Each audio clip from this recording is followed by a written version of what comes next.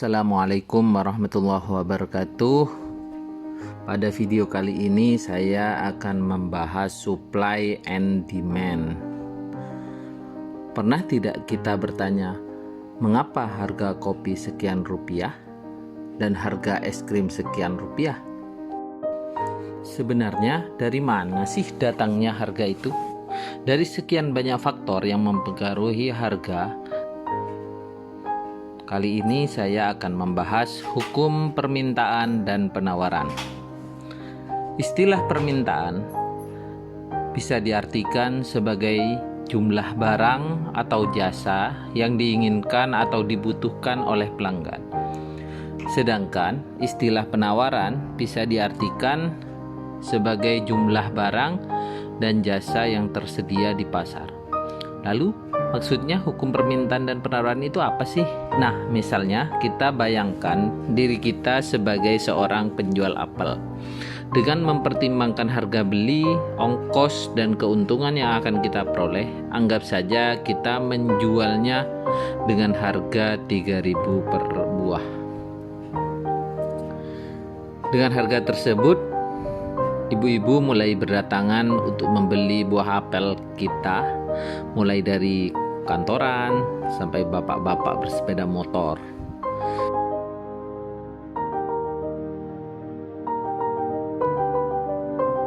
Namun karena stok kita habis terjual, orang-orang mulai berpindah membeli di tempat pesaing kita.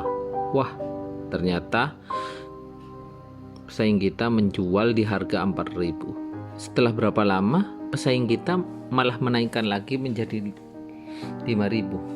Coba kita tidak kehabisan stok, pasti masih bisa jualan, bahkan untungnya bisa bertambah. Akhirnya supplier yang kita tunggu-tunggu mengirimkan lagi buah apelnya. Karena permintaan masih tinggi, akhirnya saya putuskan untuk menjual di harga 6.000. Dengan harga ini, permintaan masih banyak dan orang-orang masih terus berdatangan ke lapak buah kita. Permintaan buah ternyata masih sangat tinggi. Ini menjadi kesempatan kita untuk terus mendapatkan keuntungan yang lebih banyak. Ibu-ibu pun yang kehabisan waktu mau membeli sekarang bisa beli di lapak kita. Semakin banyak permintaan, harga pun semakin naik. Pada grafik berikut ini menunjukkan hubungan antara harga dan jumlah penawaran dari sudut pandang pengusaha. Semakin tinggi harga barang, pengusaha akan terus menambah jumlah barang dagangannya untuk mendapatkan keuntungan yang lebih banyak. Hal ini disebut dengan kurva penawaran. Tapi di suatu titik, bila harga barang terlalu tinggi, banyak orang yang tidak mampu membelinya.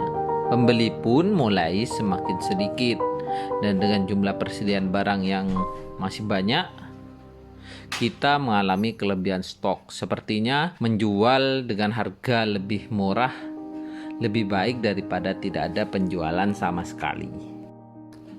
Pada grafik ini ditunjukkan antara harga barang dan jumlah permintaan dari sudut pelanggan. Semakin tinggi harga barang, semakin rendah permintaan. Karena semakin tidak terjangkau untuk dibeli. Tapi bila harga semakin murah, permintaan akan terus bertambah. Hal ini biasanya disebut dengan kurva permintaan. Nah, bila kita bandingkan dengan permintaan pelanggan dan penawaran pengusaha, bisa kita lihat arah keduanya yang saling berlawanan. Karena di satu sisi pelanggan ingin belanja lebih murah dan di sisi lain pengusaha ingin mendapatkan keuntungan yang lebih banyak. Namun ada satu kondisi di mana keinginan pelanggan dan pengusaha bertemu, yaitu pada titik di mana kedua kurva saling berpotongan. Titik ini biasa disebut sebagai titik equilibrium atau titik keseimbangan harga. Hal ini menggambarkan di mana jumlah barang dan harga yang diinginkan pelanggan sesuai dengan jumlah barang dan harga yang ditawarkan oleh pengusaha.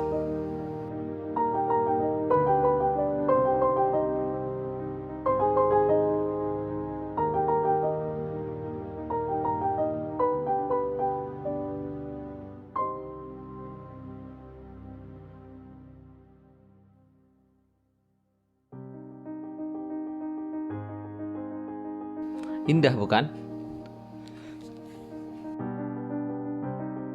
Sekian video dari saya. Terima kasih.